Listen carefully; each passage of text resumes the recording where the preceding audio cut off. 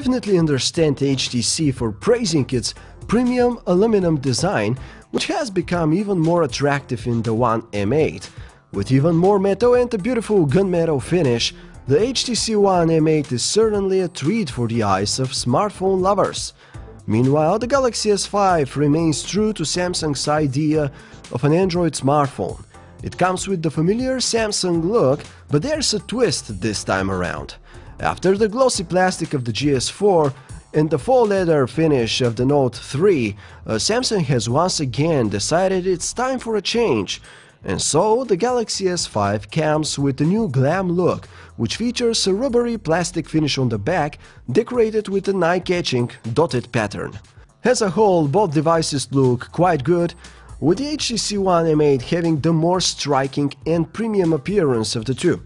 In terms of comfort, however, the Galaxy S5 proves to be the better handset, as its rubbery plastic material feels warm and inviting to the touch, whereas the cold and hard surface of the all-metal HTC One just isn't so comfortable to hold.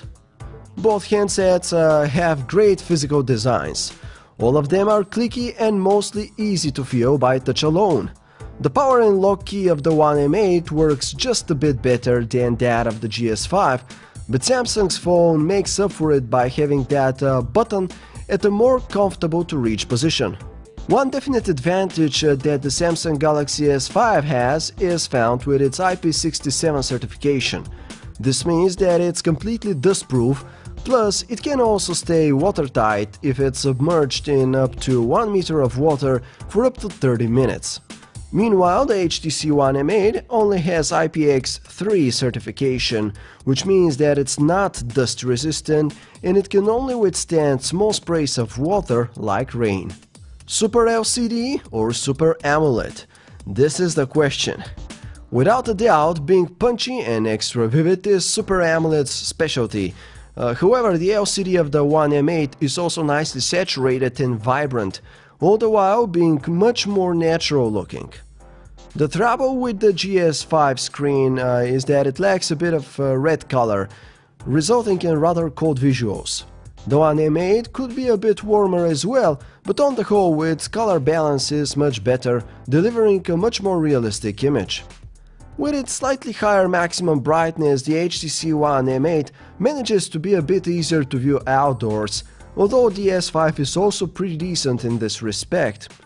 Viewing angles are good on both phones. The GS5 retains its brightness and contrast, but loses some color accuracy, while the One M8 keeps its colors in check, but loses contrast and brightness. However, the Galaxy S5 does have the upper hand in the minimum brightness area, as its screen has been designed so that its brightness can go down to as low as 2 nits, enabling super comfortable viewing experience in the dark, something that you can have with the One M8 and its 16 nit minimum brightness. In terms of general specs, the Galaxy S5 screen gets an ever so slightly larger diagonal at 5.1 inches, while the One M8 sports a 5-inch one. However, viewing area is often significantly bigger with the Galaxy S5, since it doesn't use on-screen navigation buttons such as those on the One M8. Resolution-wise, both handsets use 1080 by 1920 pixels, resulting in a 441 ppi density for the M8 and 432 ppi density for the GS5. With this latest version of Sans, the HTC One M8 has one of the most visually pleasing custom Android user interfaces. HTC software is consistent, polished and quite speedy. But what's going on Samsung's front then? Well, we're glad to report that the South Korean giant has seriously improved upon the offering it had in its last flagship, and as a result, the TouchWiz user interface has become more modern-looking, flatter, and perfected. It's still not as consistent as HTC's UI, leaving some room for improvement, but overall, with these latest updates, we can now safely say that both companies are offering perfectly usable, robust Android variations.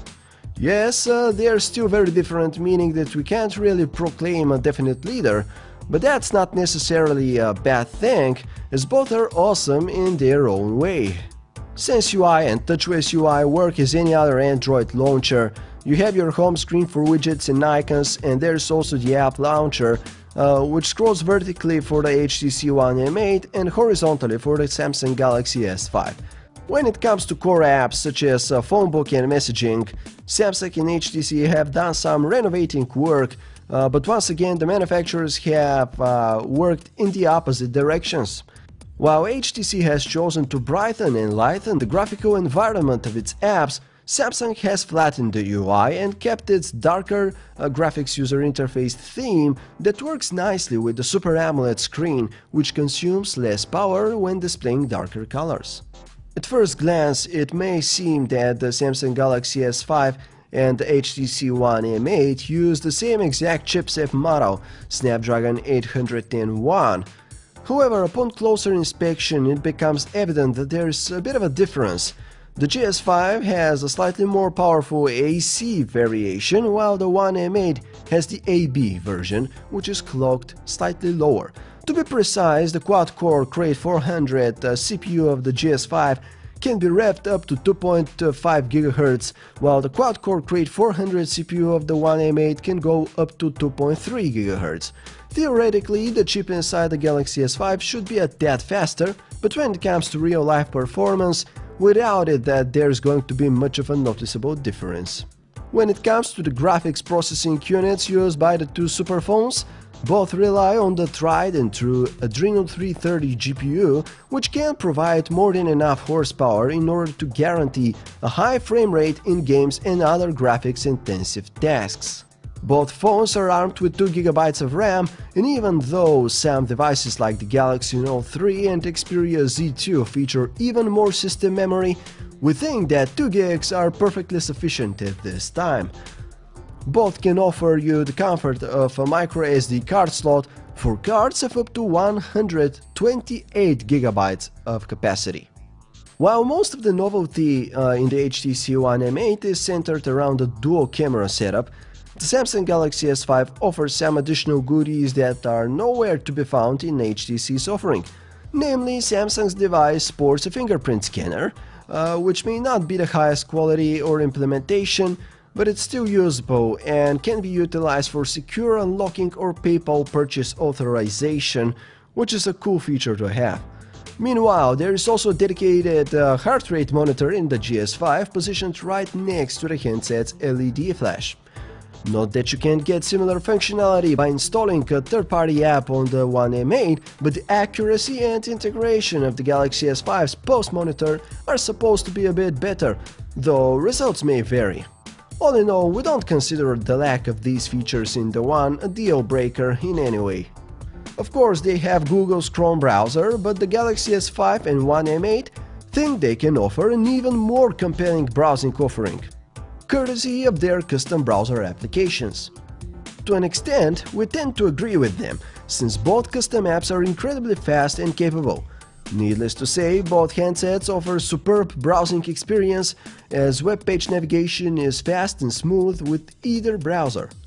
In terms of connectivity, both the Galaxy S5 and One M8 feature LTE and HSPA+ connectivity options for maximum flexibility. However, the S5 can theoretically achieve slightly higher connection speeds, though you'd really need to have the ideal network coverage in order to take advantage of this benefit.